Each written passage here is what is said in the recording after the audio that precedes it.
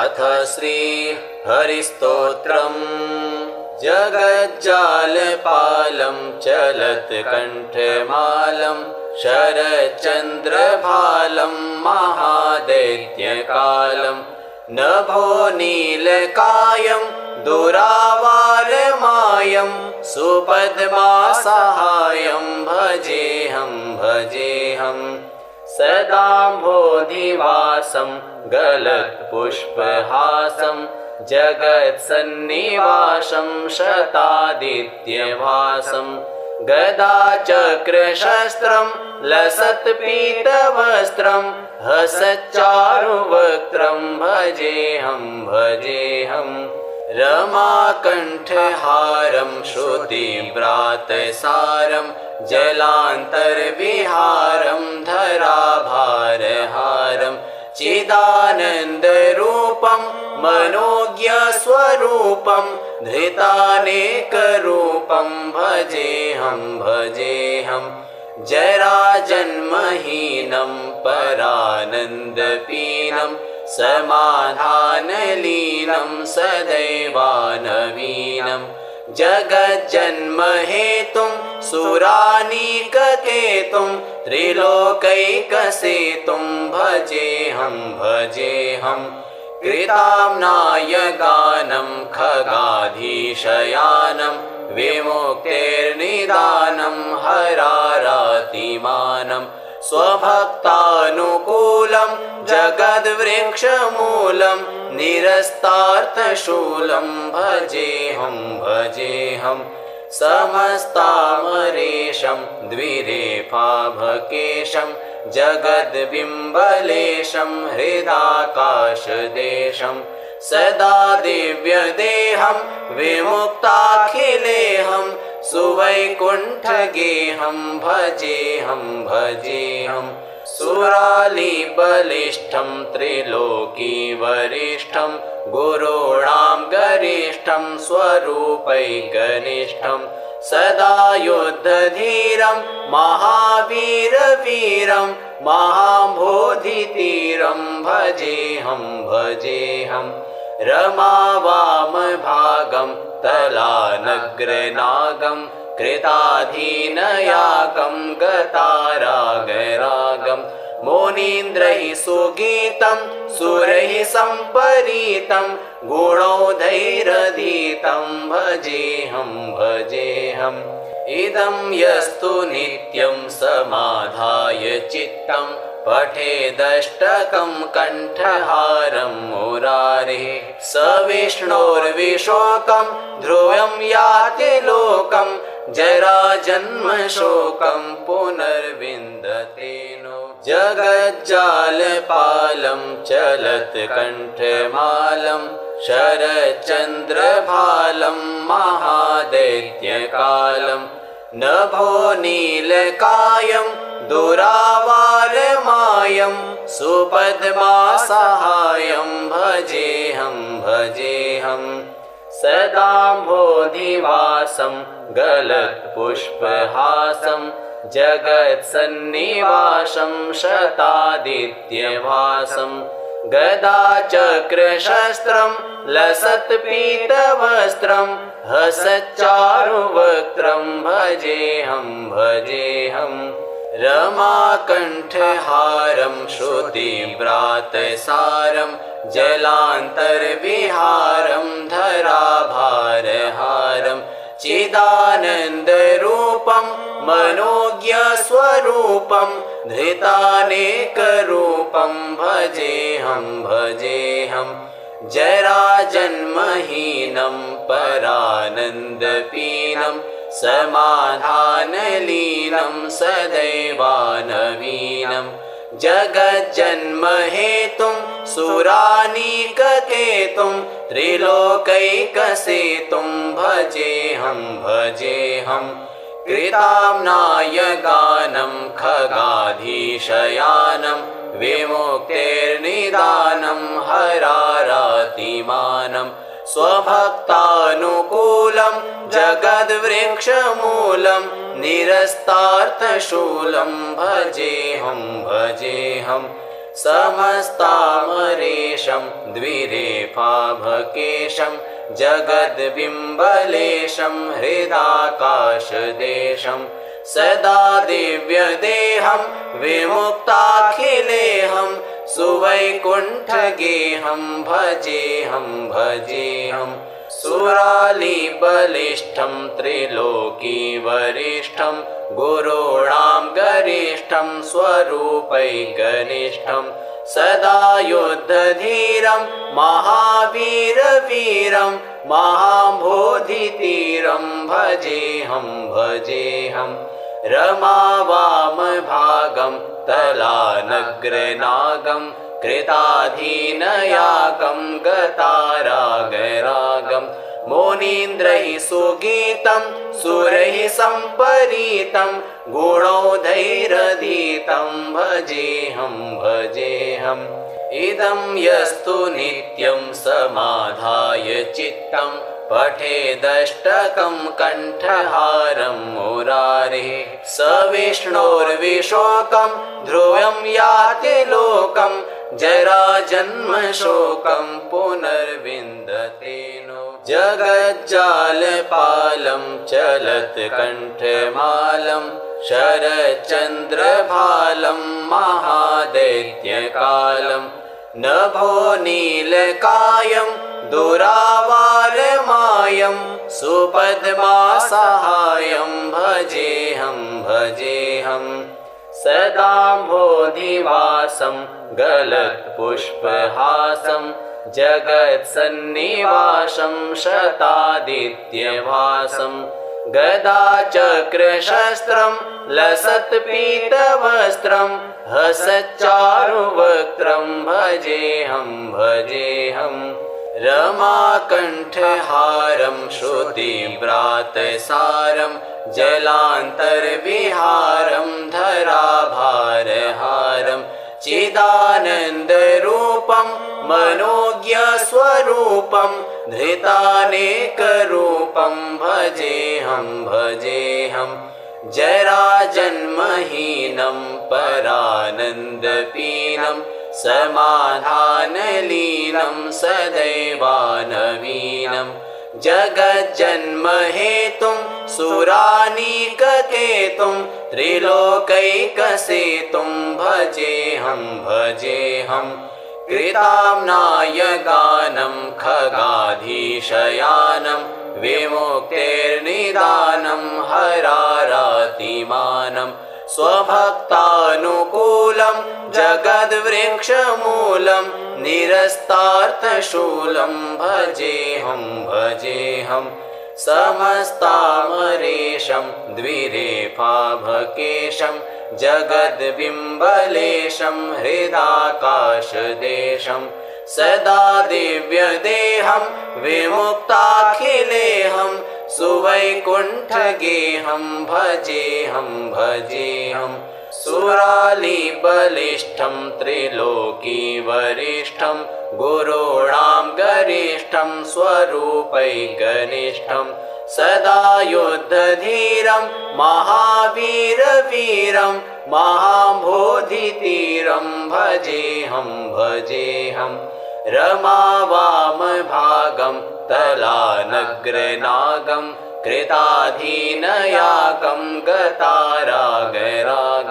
मुनीन्द्रैः सुगीतं सुरैः सम्परीतं गुणौधैरधीतं भजेऽहं भजेऽहम् इदं यस्तु नित्यं समाधाय चित्तं पठेदष्टकं कण्ठहारं मुरारेः स विष्णोर्विशोकं ध्रुवं याति लोकं जराजन्मशोकं पुनर्विन्दते नो जगज्जालपालं चलत्कण्ठमालं शरच्चन्द्रभालं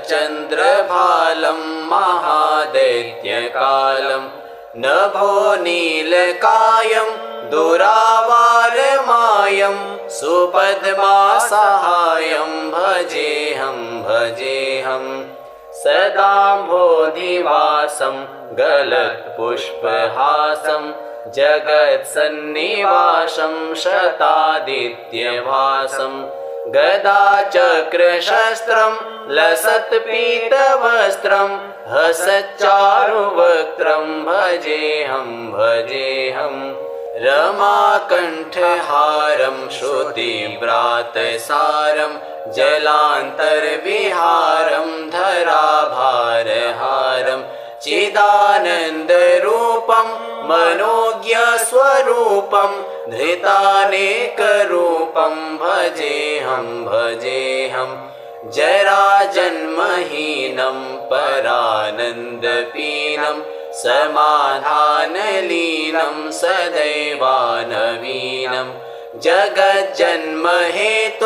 सुरानीककेतुं त्रिलोकैकसेतुं भजेऽहं भजेऽहं कृताम्नायगानं खगाधीशयानं विमुक्तेर्निदानं हरारातिमानं स्वभक्तानुकूलं जगद्वृक्षमूलं निरस्तार्थशूलं भजेऽहं भजेऽहं समस्तामरेशं द्विरेफाभकेशं जगद्बिम्बलेशं हृदाकाशदेशं सदा दिव्यदेहं विमुक्ताखिलेऽहं सुवैकुण्ठगेहं भजेऽहं भजेऽहं सुरालिबलिष्ठं त्रिलोकीवरिष्ठं गुरूणां गरिष्ठं स्वरूपैकनिष्ठं सदा युद्धधीरं महावीरवीरं महाबोधितीरं भजेऽहं भजेऽहं रमावामभागं तलानग्रनागं कृताधीनयागं गतारागरागं मुनीन्द्रैः सुगीतं सुरैः सम्परीतं गुणौधैरधीतं भजेऽहं भजेऽहम् इदं यस्तु नित्यं समाधाय चित्तं पठेदष्टकं कण्ठहारं मुरारेः स विष्णोर्विशोकं ध्रुवं याति लोकं जराजन्मशोकं पुनर्विन्दते नो जगज्जालपालं चलत्कण्ठमालं शरच्चन्द्रभालं महादैत्यकालं नभो नीलकायं दुरावारमायं सुपद्मासहायं भजेऽहं भजेऽहं सदाम्भोधिवासं गलत्पुष्पहासं जगत्सन्निवासं शतादित्यभासं गदाचक्रशस्त्रं लसत्पीतवस्त्रं हसच्चारुवक्त्रं भजेऽहं भजेऽहं रमाकण्ठहारं श्रुतिव्रातसारं जलान्तर्विहारं धराभारहारं चिदानन्दरूपं मनोज्ञस्वरूपं धृतानेकरूपं भजेऽहं भजेऽहं जराजन्महीनं परानन्दपीनं समाधानलीनं सदैवानवीनं जगज्जन्महेतुं सुरानीककेतुं त्रिलोकैकसेतुं भजेऽहं भजेऽहं कृताम्नायगानं खगाधीशयानं विमुक्तेर्निदानं हरारातिमानं स्वभक्तानुकूलं जगद्वृक्षमूलं निरस्तार्थशूलं भजेऽहं भजेऽहं समस्तामरेशं द्विरेफाभकेशं जगद्बिम्बलेशं हृदाकाशदेशं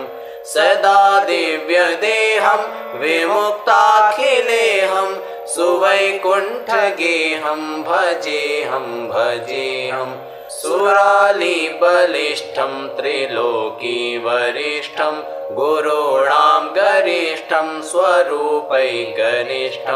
सदा युद्धधीरं महावीरवीरं महाबोधितीरं भजेऽहं भजेऽहं रमावामभागं तलानग्रनागं कृताधीनयागं गतारागरागं मुनीन्द्रैः सुगीतं सुरैः सम्परीतं गुणौधैरधीतं भजेऽहं भजेऽहम् इदं यस्तु नित्यं समाधाय चित्तं पठेदष्टकं कण्ठहारं मुरारेः स विष्णोर्विशोकं ध्रुवं याति लोकं जराजन्मशोकं पुनर्विन्दते नो जगज्जालपालं चलत्कण्ठमालं शरच्चन्द्रभालं महादैत्यकालं नभो नीलकायं दुरावारमायं सुपद्मासहायं भजेऽहं भजेऽहं सदाम्भोधिवासं गलत्पुष्पहासं जगत्सन्निवासं शतादित्यभासं गदाचक्रशस्त्रं लसत्पीतवस्त्रं हसच्चारुवक्त्रं भजेऽहं भजेऽहं रमाकण्ठहारं श्रुतिव्रातसारं जलान्तर्विहारं धराभारहारं चिदानन्दरूपं